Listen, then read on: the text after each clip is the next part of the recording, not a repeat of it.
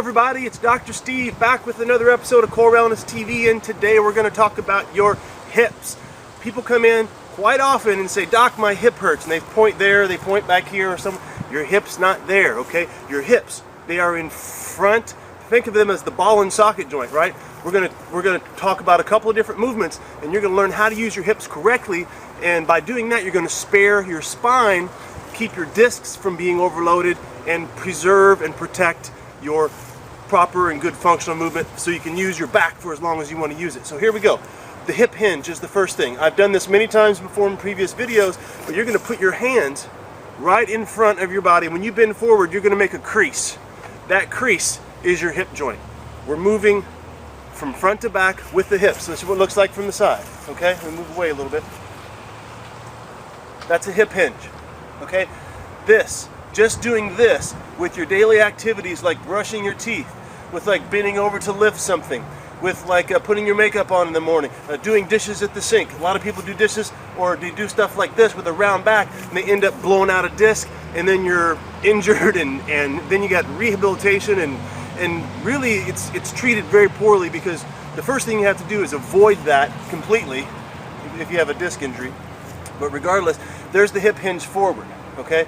You have to do that. And one of the ways I help people get that is I will have them just play shortstop for me. Anybody who has seen a baseball game has seen a baseball player go down in the ready position for the ball. Okay? Here we go. Just like this. It's kind of like the athletic ready position. Okay?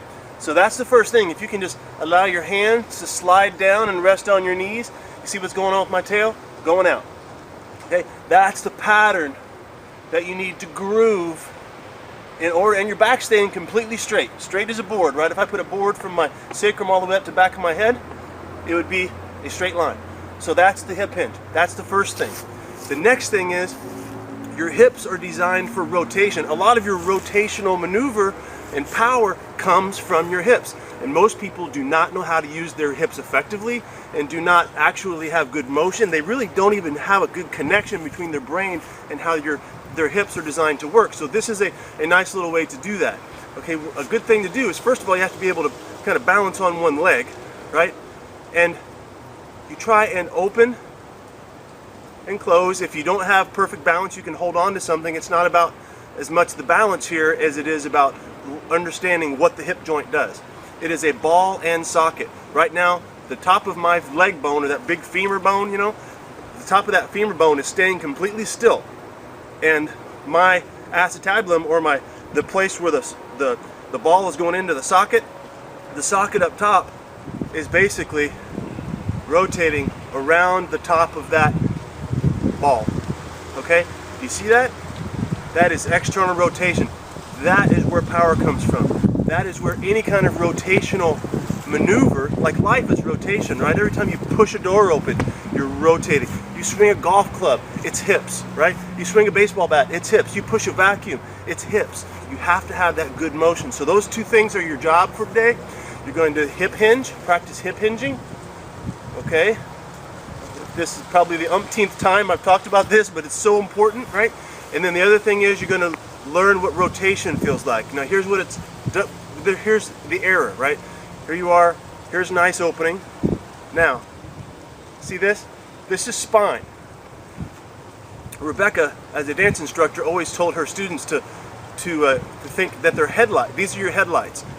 If you are turning, if your pelvis is moving on top of your hip, your headlights will turn like this, okay? Your headlights and your shoulders will not disassociate, so to speak.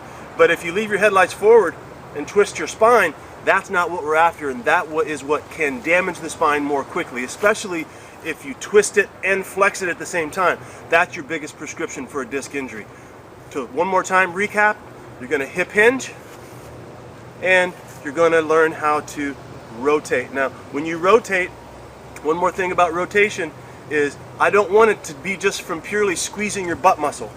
You should be able to do this without your butt muscle activating. There is a time and place to activate your butt muscle, don't get me wrong, but in this case, I just want you to use this deep system and be able to do that without actually activating the big strong muscles that are pushing you. Okay? So once you get the inner core and this deep core stability system woken up, then we can start working on more power moves and things like that. So let me know how you do with these, okay? If you have any trouble with them, or if you have any other questions regarding the hips, hip pain, back pain, all kinds of stuff like that, post them down below, and I'll get back with you maybe in a future video, okay?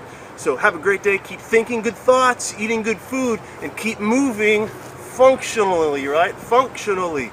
Functional movement blocks pain. See you next time.